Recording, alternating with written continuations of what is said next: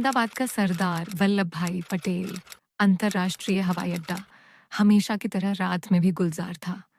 लोग जल्दी जल्दी गेट्स की ओर भाग रहे थे। बच्चे अपने माता पिता का हाथ पकड़कर चल रहे थे और स्क्रीन पर फ्लाइट्स की अपडेट्स झिलमिला रही थी। गेट नंबर 5 से उड़ान भरने वाली फ्लाइट थी, फ्लाइट AI 770, जो लंदन जा रही थी। भीड़ में खड़ा था रवि देशमुख, एक सॉफ्टवेयर इंजीनियर जिसका चेहरा थका हुआ लेकिन नजरें दृढ़ थीं। 4 साल अहमदाबाद में बिताने के बाद अब वो लंदन एक नई नौकरी के लिए जा रहा था। एक बड़ा सपना था जो अब हकीकत बन रहा था, लेकिन दिल में कहीं एक खालीपन था। Flight AI 770 to London, final call loudspeaker पर गूंजा। रवि ने अपनी बोर्डिंग पास और बैग संभाला। उसने अपने मोबाइल पर देखा, नैना की तरफ से कोई जवाब नहीं आया था। उसने 1 घंटा पहले ही उसे मैसेज किया था, मैं जा रहा हूं, अगर कुछ कहना है तो अभी कहो। कोई जवाब नहीं। शायद यही सही है, उसने खुद से कहा और गेट की ओर बढ़ गया। जैसे ही प्लेन ने साबरमती नदी के ऊपर उड़ान भरी, रवि ने नीचे झांककर रोशनी से सजे अपने शहर को देखा, जैसे कोई सपना धीरे धीरे धुंधला हो रहा हो। उसके बगल में बैठी थी मिसेस कपाड़िया, एक बुजुर्ग पारसी महिला जो पहली ही मुलाकात में बातों में लग गई। तुम्हारे चेहरे से लग रहा है कि कुछ पीछे छूट गया है, उन्होंने कहा। रवि मुस्कुराया। शायद कोई, तो कोई लड़की। रवि ने सिर हिलाया।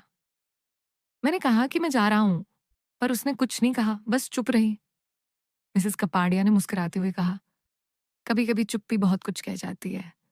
उड़ान को 2 घंटे ही हुए थे कि प्लेन में अचानक झटका लगा। कृपया अपनी सीट बेल्ट बांध लें, कप्तान की आवाज आई। फिर पूरी फ्लाइट अंधेरे में डूब गई। लाइटें बंद, इंजन रुकते से सन्नाटा। तभी एक अलग आवाज गूंजी, कप्तान की नहीं। ये सामान्य उड़ान नहीं रही। स्क्रीन पर नक्शा बदल गया। लंदन की जगह एक लाल बिंदु किसी अनजान द्वीप पर चमक रहा था।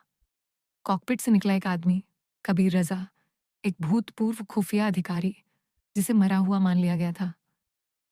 हमारे पास समय कम है, कोई हानि नहीं होगी अगर आप सहयोग करें। यात्रियों में अफरा तफरी मच गई। उधर अहमदाबाद में नैना परेशान थी। उसने आखिरकार मैसेज भेजा, मत जाओ रवि, मैं तुमसे प्यार करती हूँ। पर तब तक बहुत देर हो चुकी थी और तभी टीवी पर खबर आई, फ्लाइट AI 170 संपर्क से बाहर, हाईजैक की आशंका। उसके हाथ से फोन गिर गया, आंखों में आंसू। रवि, वह फुसफुसाई। धोखा दिया तुमने, रवि बोला। मैंने नहीं, उसने। मिसेस कपाड़े अब सामने खड़ी थी, हाथ में स्टन गन। अब ये नाटक खत्म करो बेटा।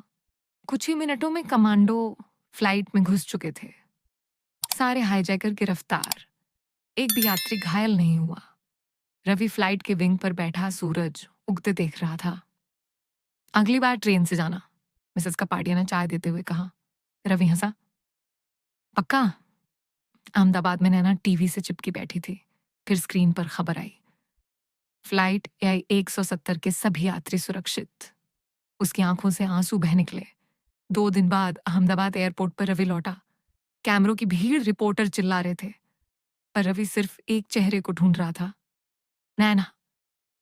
वो दौड़ती आई, रोते हुए उसे गले लगा लिया। मैं डर गई थी, उसने कहा। मैं भी, रवि ने जवाब दिया। सो फिर वापस आ गया।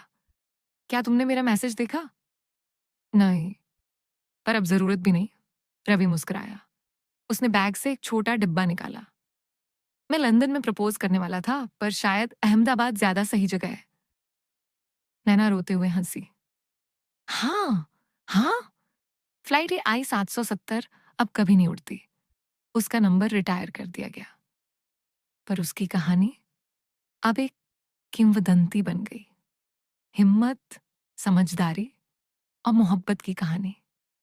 और रवि नैना के लिए ये वो उड़ान थी जिसने उन्हें हमेशा के लिए जोड़ दिया।